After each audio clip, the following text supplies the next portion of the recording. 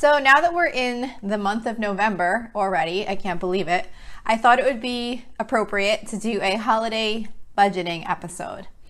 So with holiday budgeting, the main thing is you don't want to let the holidays become a source of stress. There were so many years when the holidays would come and I would go out shopping for random things for people on our list. I really had no good method of tracking what I was spending. I didn't really have a budget for those I was buying for. And I had this terrible idea that the more of an expensive gift I could buy for someone, the more they'd realize how important they were to us. And I definitely didn't plan for all of those other non-gift related holiday expenses that come up that we just don't always necessarily remember or think of. And then January would come and we would be completely broke. So it is so important to plan out your holiday budget in advance before you're kind of in the moment, and then you just have all these things to buy and you don't have a plan, and then you basically just see what happens and deal with it in January. So the most important part to planning for your holiday budget is to make sure that you have a realistic budget that includes everything, because sometimes we set up a holiday budget and we make a list of all the people we need to buy gifts for and how much we want to spend on each person. And then we might just end there. But it's important to consider that there are a lot of other expenses that come up during the holiday season other than the cost of just giving gifts. And if you're having a year that's really challenging financially, or you've just decided that you don't want to spend too much on the holidays, it's still important to go through this process, because thinking through everything that might come up will help you prepare for what you do or don't want to spend money on during this time. You don't want to just kind of get caught up in the moment and not really have already pre-thought out these decisions. It'll help you see if you have enough money to spend on all the things that you want to spend on.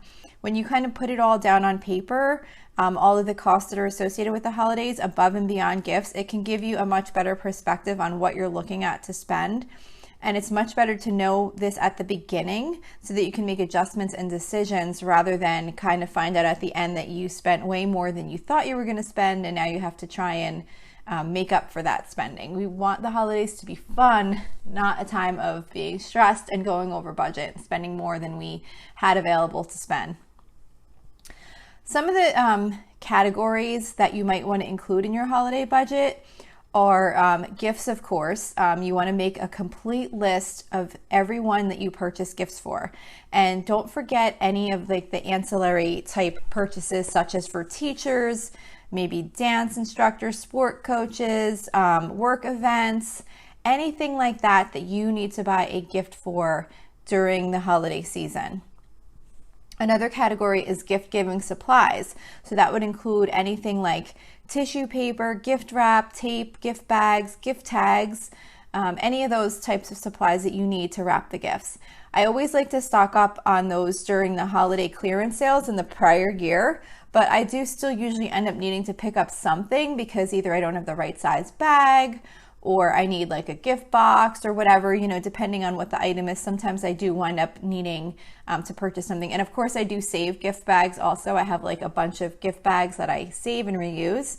But I always still do wind up needing something. So it's important to have those budgeted for. Another category is for special events. So this would be for anything you might do where there might be like an entrance fee. Like for example, we usually do some type of drive-through light display that has like a flat fee per car. So I budget for that. And then we usually also have, the last couple of years, have started going to some like light displays that are at a home. Like say it's at someone's home, but they're doing it to raise money for a charity. So like when you go view the light display, you might want to put some money in the charity collection. So I budget for that too. Like I'll estimate that we're probably going to go to one of those. I'm going to put this much money in the bin or, the bucket, collection bucket or whatever. And then I'll usually stop at Wawa and get my kids drinks, like we get special hot chocolates or whatever. So I'll budget like a little bit for that, just because like it doesn't seem like a lot, but once you add up all these different things that happen during the holidays, it can add up to a lot. And it's nice to just know that it's budgeted for, even if it's a small amount, because it's not coming out of your regular weekly budget. You know that you already have money set aside for this. So, another category is food and drinks.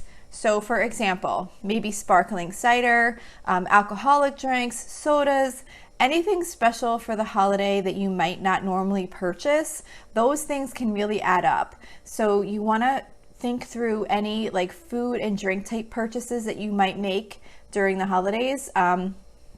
Maybe you make a special meal or a special dessert. A lot of times these cost more than your typical groceries because you might need to buy special ingredients that you wouldn't normally purchase. So just think through any of those. And then another food and drink related type cost too is if you do any special meals. Like for example, when me and my daughters go out Black Friday shopping, we don't really even hardly shop. We mostly just go out for like, it's just like a thing to do. We go out to the stores. We rarely even buy anything. It's more just kind of to be out and about, and it's like Black Friday. It's kind of exciting, whatever. But we go to IHOP for breakfast each year. It's kind of become like a little tradition. So, for 3 people to go out for breakfast, it's probably like, I don't know, somewhere between like $50 and $60. So I budget for that. Every year I have in the budget the IHOP breakfast for Black Friday because it just makes it one less thing to have to worry about, knowing that I've already budgeted for that. So I don't feel like a little bit stressed when we go to sit down for that meal and think, oh no, here's another $50 I wasn't planning on. So any of those types of things, those are kind of like the major categories. And then I also have kind of just like an other type things that I include in the budget for things such as like holiday cards and the stamps needed to mail them, because stamps can be pretty expensive depending on how many cards you're mailing out. My kids also like to do those advent calendars where you eat like a chocolate, or they have all different kinds, but I always have gotten them the kind with where you eat like a chocolate each day as you're counting down to Christmas. So anything like that, I budget for those. I budget for gingerbread house kits. My kids are older. My youngest is 16 and my oldest is 20, but they still like to do these types of things. So so we'll usually do like one of those like gingerbread house kits that you buy and you just kind of put it together. But those things all add up. So I budget a little bit for each of those things so that when I go to purchase it, I don't have to worry that I'm going to exceed what I expected to spend. I also budget for day after Christmas shopping because each year I do go out the day after Christmas to look for Christmas clearance items such as wrapping paper, decorations, and whatever else maybe I might find. It's usually like wrapping paper, decorations, cards, things like that. But I do put some money aside for that because I want to make sure that when I go out to buy those things, I'm not worried about where that money is coming from. And then I also do include a budget for New Year's Eve, kind of as part of my overall holiday budget, just because I do find that I wind up going out maybe and buying like appetizers or like hats and blowers or like special drinks and things like that. So I always include a budget for that. And then also I do still have just like, even though I feel like I've kind of covered almost everything, I do still always include some miscellaneous dollars because it seems like something else always comes up. Maybe I can't even think of what that might be. I'm trying to think of an example. I don't know. Maybe when we're out at an event, they're selling something. I don't know. Maybe they're selling like special food or cookies or something that we want to purchase while we're at something. Like, who knows? I can't think of a good example right now, but I do always leave a small amount of miscellaneous just in case something else comes up that I wasn't expecting, because I want to make this as stress-free as possible, and I want to see the entire picture so that when I add it all up, if I say, oh my gosh, that is way too much money to be spending over the holidays, at least I know beforehand, and then I can go back and see what can be adjusted down. So those are kind of like my big, like all of the, kind of like the major holiday categories that I budget for. And then you want to make sure you stick to your plan, because it can be so easy to get caught up in all of the excitement of the holiday, but it's really important to make sure you stick to the budget that you set. You know, you might wind up seeing some gifts that you think will be great for someone, but they don't fit into your budget. There's always going to be a bigger and better gift. So try not to let that bother you. You know, just try to take your time and find something that's special and also fits within your budget, because it'll make you so much happier knowing that you got a nice gift and you didn't spend more than you needed to or that you had available to spend. Unless you know there's some extra dollars available in your budget, really try not to grab extra stuff that wasn't on your list.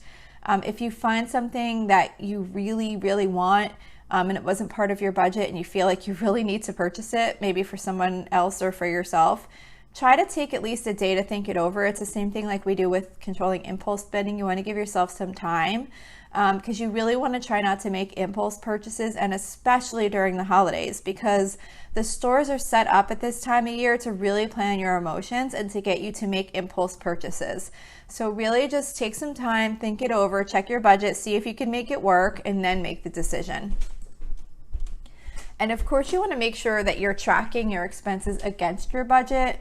If you're not tracking your holiday purchases, you will most likely have a really difficult time sticking to your budget. Because I think what happens is a lot of us go out and we'll have like a shopping day.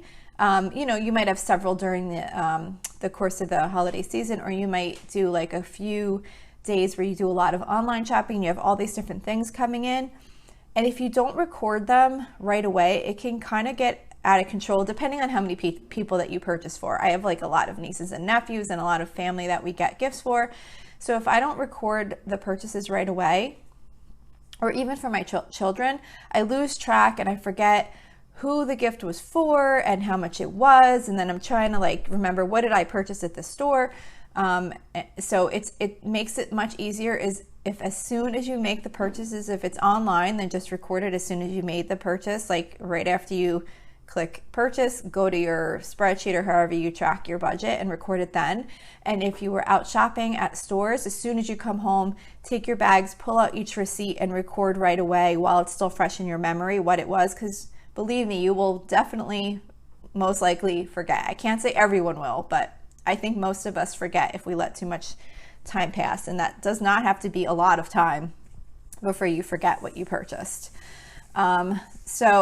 Another thing is, as far as tracking, make sure if you're going out shopping to bring either like a printout or an electronic version of your most recently updated holiday budget with you, because it makes it so much easier to remember who you still need to shop for and how much you have available to spend on that person. Because you might forget when you're out shopping, you know, what your budget was for a certain person, and sometimes you even forget that you did pick up something already, and you might wind up buying something again for someone that you already purchased for. I know I've done that before.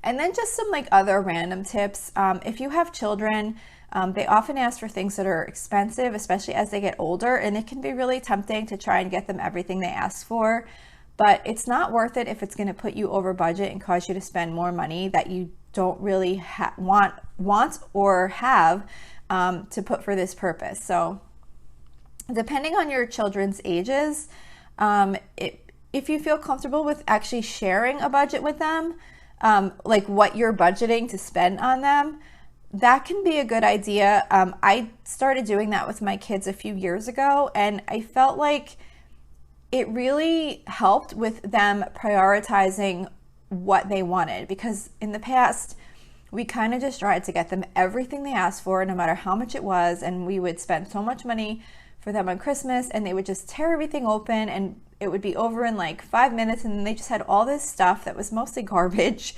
and we spent so much money, and it was just like, why are we doing this? So by kind of telling them what their budget is, I do leave a little extra cushion so that I can pick up some things that I just see that I think they would really like.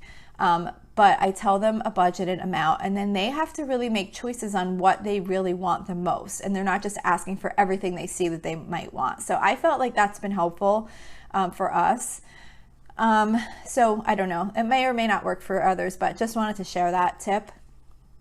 Also, don't forget to make notes for next year. Like if you find that there was something that you didn't budget enough for in a certain category, or that you missed budgeting for completely, just make a note in your budget file so that you have it for next year. Maybe make a note how much you spent and how much you want to budget for next year so that you don't forget. I actually have my holiday budget is in a separate file all on its own, and I have a tab for each year, and I have kind of two tabs. One is just like the gifts for the year, and then I have a separate tab that's just kind of like all those other type expenses that we just talked about. So I have a track of what I spent in each category and then what I spent on each person, and I also make a note on what I bought for them, which is really helpful because I can click back a few years and make sure I'm not getting someone like the same exact type of gift every single year, because sometimes you forget and you'll be like, oh, this would be really great for this person, and you don't realize you got them that same type of thing like the last 2 years in a row. So it's just kind of helpful to be able to see what I purchase people. I'll jot down the sizes of children so that I can get an idea of, well, if they were this size last year, they might be this size, or, I'll usually check with the parents too if I need to, but any like notes like that you can include on your list too. So I find that it's helpful to have it in one file and then just like add a new tab to the spreadsheet for each year so that you can always go back and reference the prior years. I also definitely suggest starting to shop early, like even all year round if you're able to. By setting your budget at the beginning of the year, you can take advantage of that time you have to always be on the lookout for a great gift. Like maybe you're just out in a town and you're going through like those cute little shops that they have, and maybe you'll see something and think, oh, that would make a great gift for this person. And maybe it's March and you're not going to need it till December, but if you see it and it's within the amount that you want to spend on that person, why not just get it and put it aside, and then you have that done and you don't have to do all this shopping like right at the end of the year.